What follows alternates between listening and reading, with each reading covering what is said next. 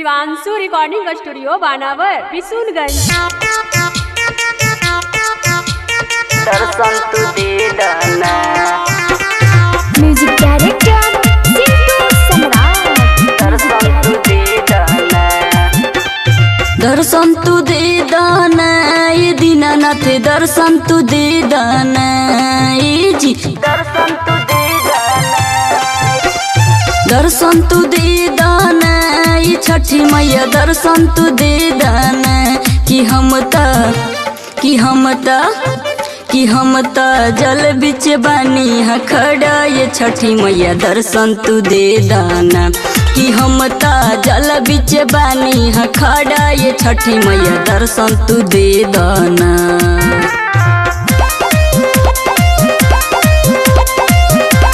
दर्शन तू दे दाना। दर्शन तू दे दाना। सबती बई जो हक छठी माई तोरा बटिया। छठी माई तोरा बटिया।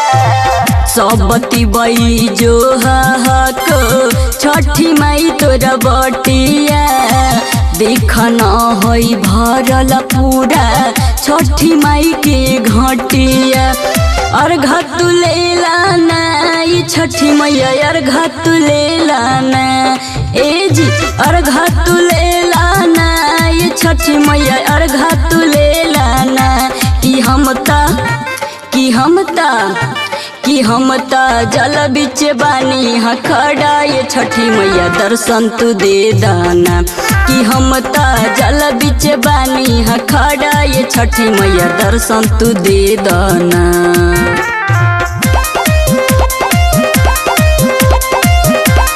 दर्शन तू दे दाना। दर्शन तू दे दाना।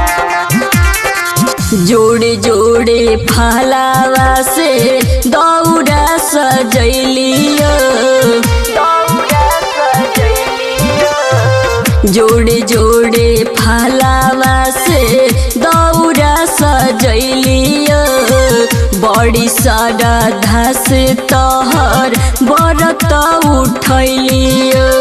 फेरा नजरिया ना ये दीनानाथ, फेरा नजरिया ना ए जी। फेरा नजरिया ना ये छठी मैया, फेरा नजरिया ना कि हम त जल बिच बानी हा खड़ा ये छठी मैया, दर्शन तू दे दाना कि हम त जल बिच बानी हा खड़ा ये दीनानाथ, दर्शन तू दे दाना। शिवांशु रिकॉर्डिंग स्टूडियो बानावर बिशुनगंज।